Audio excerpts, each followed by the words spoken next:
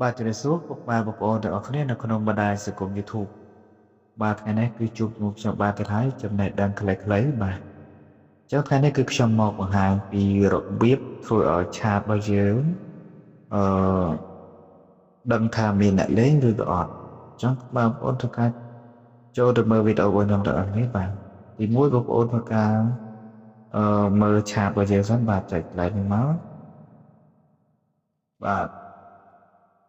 តបមកនេះគឺជាឆាតដែលយើងលេងណាប៉ុន្តែគឺវាមានលោសញ្ញា tick box Q ទេអញ្ចឹងគឺយើងអត់ដឹងថាគេលេងឬក៏អត់ទេអញ្ចឹងណាពុកម៉ែបងប្អូនអញ្ចឹងពេលពុកម៉ែបងប្អូនធ្វើការបើកទៅប្រកាសជានឹងដឹងថាមានគេលេងបាទបើសិនជាគេលេងគឺលោតពណ៌អឺបៃតងបាទ Q បៃតងបាទអញ្ចឹងពុកម៉ែបងប្អូនធ្វើការ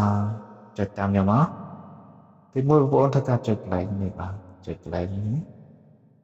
ចុច like ត្រេ3នេះមកបាទចុច3នេះមកបន្តមកទៀតពុកម៉ែបងប្អូនចុចកន្លែង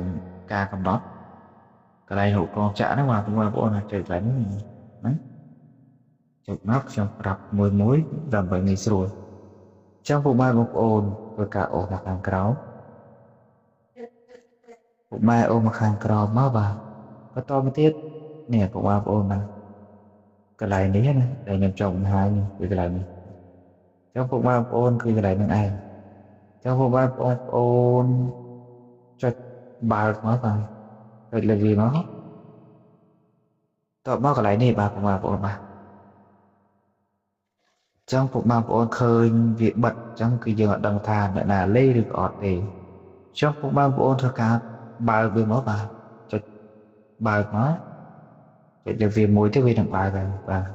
ចឹងគឺយើងថយវិញម្ដងមួយពុកម៉ែបងប្អូនបាទចុចស្ដាំព្រួយនេះមកបាទតាមព្រួយនេះណាចុចលើវាបាទបន្តទៀតយើងត្រូវចិត្តស្ញាំព្រួយទៀតហើយបាទតទៅទៀតយើងធ្វើការចុចខាងក្រោមវិញមកបាទពេលនេះបាទអញ្ចឹងគឺមិនគឺយើងអត់ឃើញទេគេលេងប៉ុន្តែយើងអត់ដឹងថាគេលេងទេដោយសារយើងអត់បើកនិចកន្លែងពណ៌ Q ហ្នឹងណាអញ្ចឹងយើងអូសសាមីមកនេះសញ្ញា Q បៃតងហ្នឹងបាទពណ៌បៃតងគឺមានគេលេងណាបងប្អូនបាទអញ្ចឹងបាទចឹងវីដេអូរបស់ខ្ញុំមានតែប៉ុណ្្នឹងទេបើសិនជាពុកម៉ែបងប្អូនគិតថាមានប្រយោជន៍បងប្អូនក៏ភ្លេចចុច Subscribe និងដាក់រូបកណ្ដឹងម្នាក់មួយទទួលបានវីដេអូថ្មីពីខ្ញុំនៅវីដេអូក្រោយទៀតបាទសូមអរគុណសូមជម្រាបលាបាទ